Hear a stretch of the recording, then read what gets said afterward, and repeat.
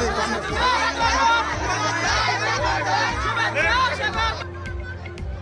মুহূর্তে টঙ্গী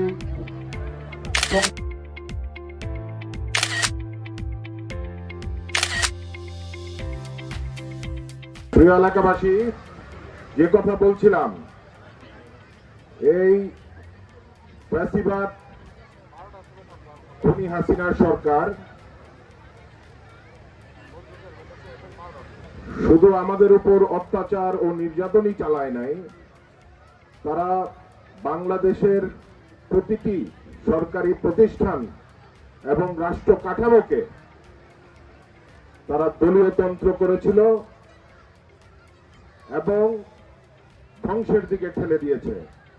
বাংলাদেশে ছাত্রছাত্রীরা যেন ভবিষ্যতে একটি পরিপূর্ণ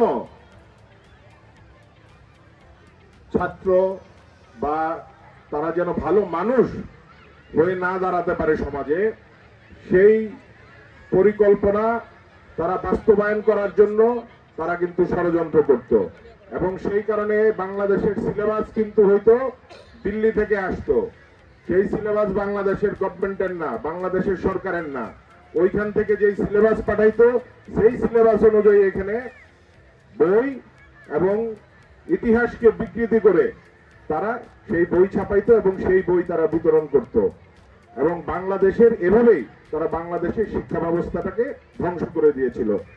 আপনারা গতকালকেও দেখেছেন যে 32 নম্বর শেখ মুজিবের বাড়ি, শেখ হাসিনার বাড়ি, সেই বাড়িতে ছাত্র জনতা ঢুকে সেই বাড়িকে ভেঙে ঘুরায় ফেলছে। দেখেন নাই? কালকে সারা রাত এখন পর্যন্ত বোধহয় ভাঙা চলতেছে। এছাড়াও আমরা দেখছি যে এই লুটপাটকারী যে মন্ত্রীরা ছিল তাদের বাড়িঘরও ভাঙা হচ্ছে। এই হচ্ছে গিয়ে যে জনগণ চাইলে কোন স্বৈরাচার দীর্ঘস্থায়ী হতে পারে না।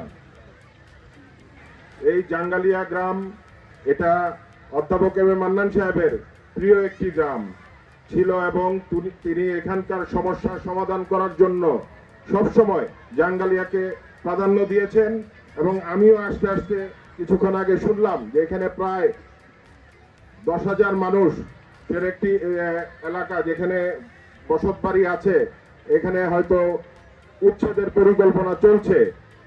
তো তাদের কথা শুনলাম যে দীর্ঘদিন ধরে তারা এখানে, যখন মান্নান সাহেব এখানে চেয়ারম্যান ছিলেন তখন থেকে তিনি তাদেরকে এখানে ব্যবস্থা করে দিয়েছিলেন এখানে তাদের বসবাসের জন্য। আজকে সেই পরিবার বড় হইতে হইতে হয়তো এখানে 10,000 লোক এখন বসবাস করে। আমি তাদেরকে আশ্বস্ত করেছি যে আমি ওনাদের পাশে থাকব এবং আমি বিষয়গুলো দেখব যেন এই এলাকাবাসীর উপর কোনো অন্যায় না হয়। আপনাদেরকে যেটা বলছিলাম যে আপনাদের আমাদের আরো কাজ আছে। এই হাসিনা চলে গেছে দেখে আমাদের কাজ শেষ কিন্তু তা নয়, কারণ আমাদের একটি নির্বাচনের জন্য অপেক্ষা করতে হবে। সেই নির্বাচন যেন দ্রুত হয়, একটি সুষ্ঠু নির্বাচন। সেই নির্বাচনে বিএনপি রাষ্ট্র ক্ষমতার দায়িত্ব পেলে, রাষ্ট্র পরিচালনার দায়িত্ব পেলে তবেই আমরা কিন্তু এই এলাকার মানুষের উন্নয়নমূলক কাজগুলো আমরা করতে পারবো। সুতরাং সেই জন্য আপনাদেরকে সতর্ক থাকতে হবে এবং ধানের শীষকে বিজয়ী করার জন্য আপনাদেরকে কাজ করতে হবে। সুতরাং আমি আর আমার বক্তব্য দীর্ঘায়িত করছি না। আপনারা আমার পরিবারের জন্য দোয়া করবেন, আমাদের নেতৃবৃন্দদের জন্য দোয়া করবেন এবং আমরা যেন আপনাদের পাশে থেকে সবসময় কাজ করতে পারি সেই জন্য আমাদেরকে সহযোগিতা করবেন। সকলকে আবারও ধন্যবাদ জানাচ্ছি। আসসালামু আলাইকুম।